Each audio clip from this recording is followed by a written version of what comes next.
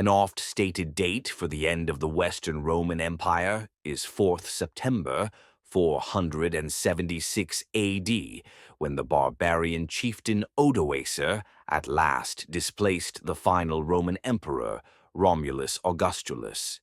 Apart from a brief moment in time when Justinian extended a fragile control over the peninsula, the West's days of being ruled by a Roman emperor were over. This date makes good sense for marking the end of the empire, if indeed a date you must have. However, over-focusing on that day, or even on the year 476, leads naturally to a mental oversimplification of the on-the-ground reality. While it is true that emperors no longer ruled in the West after that date, the people remained culturally Roman for quite a long time. Things changed across the former Western Empire at such varying paces that it is in fact rather difficult to make a blanket statement about the region that had once been the Western Empire. What would it have been like to spend your adult life witnessing this change in a particular place from the perspective of an everyday common man? While it would be wonderful if we had written verifiable copies of those perspectives, in reality, of course, such documents do not exist. This lack need not restrain us from speculation, however. What follows is a speculative model for one man's observation of watching the end of the empire from his home in Roman London. Of course, this man did not exist in the real world, but the point is that many men like him would certainly have existed. While this thought experiment does not describe the true-to-life lived experience of any one man, it must intersect and overlap with the lived experience of many who lived then, whose thoughts and lives are now lost to us. Given the historical silence from those who actually lived there at that time, until one of you invents a time machine, speculation is, frankly, the best we've got. Let us begin.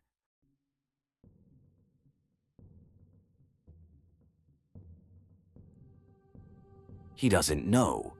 No one in Londinium does. On this quiet, cloudy day, Severinus, a middle-aged leatherworker whose family has lived in Londinium for 3 generations, wakes before dawn to tend his fire. The chill creeps in from the Thames, and the wind whispers through the broken tiles of once grand Roman roofs. The legions are long gone. The administrative offices, once home to bustling Roman officials, now serve as barns, granaries, or shelters for the homeless. Severinus doesn't know that today, far across the Alps and the seas, a Germanic warlord named Odoacer has deposed Romulus Augustulus. The Western Roman Empire has ceased to be, but Severinus has already felt the empire's decline.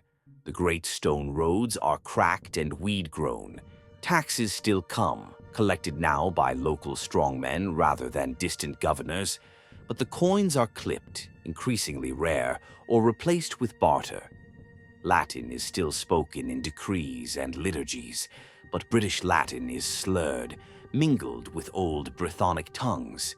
Roman Britain has been dying for decades. To Severinus, today feels like any other. The world is uncertain, but only exactly as uncertain as it's already been for his entire life.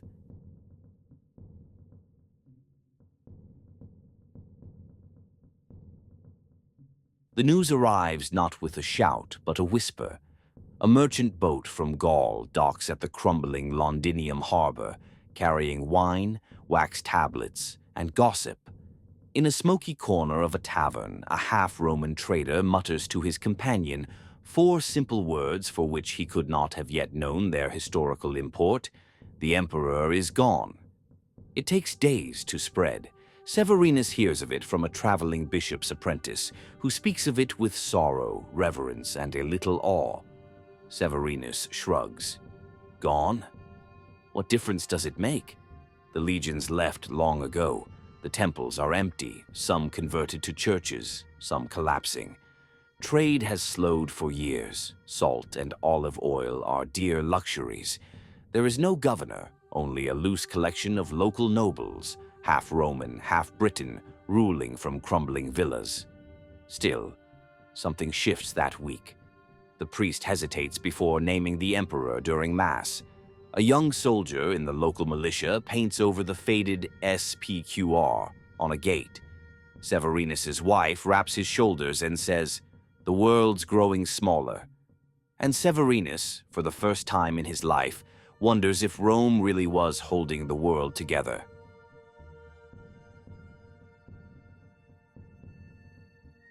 The silence has deepened.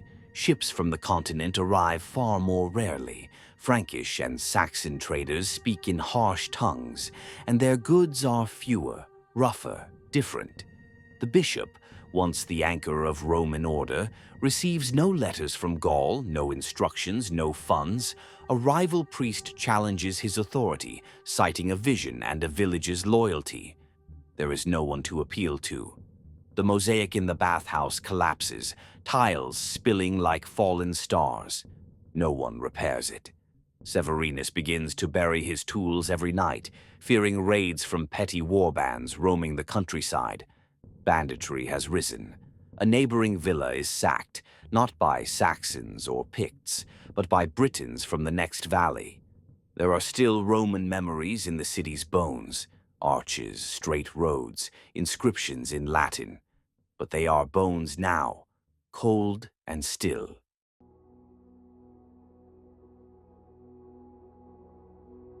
Londinium is a ghost. The once bustling forums are overgrown. Ivy strangles statues of long-forgotten emperors. The amphitheater serves as pasture. Entire neighborhoods are abandoned. A new people have arrived, the Saxons. They build halls of timber on the edges of the city, but avoid its haunted heart. Roman stonework is alien to them, too straight, too dead. They do not live in the old villas. They strip their lead roofs instead. Severinus, now an old man, watches the world turn. His children speak less Latin and more Brittonic and Old English. His grandchildren speak no Latin at all. His eldest son married a local chieftain's daughter and moved west. His youngest became a monk, one of the few who still copies Latin texts, though he no longer understands them. The past is fading. The roads to the north are overrun by wild forests and wilder men.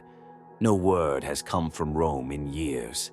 But sometimes at night by firelight, Severinus tells his grandchildren of marble courtyards, of legions in shining armor, of ships from Spain, and baths as warm as spring. They think he's dreaming. Perhaps he is.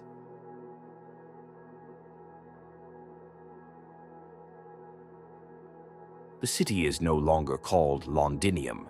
It is just London, a scattering of wooden huts beside a forgotten river wall. No one remembers the fall of Rome. The city once at the center of the world is scarcely remembered, nothing but a whisper of an old dream. The newcomers, the Saxons, Angles, and Jutes, tell tales of their own gods, their own heroes. The stories of Caesar, Hadrian, or Constantine are buried, quite literally, beneath their feet. Some of the old stone walls remain, blackened and vine-choked. A few churches persist, their crosses carved over older altars. In one, an aging monk, the last of his order, sings Latin hymns to an audience of birds. The books he guards are meaningless to the village around him.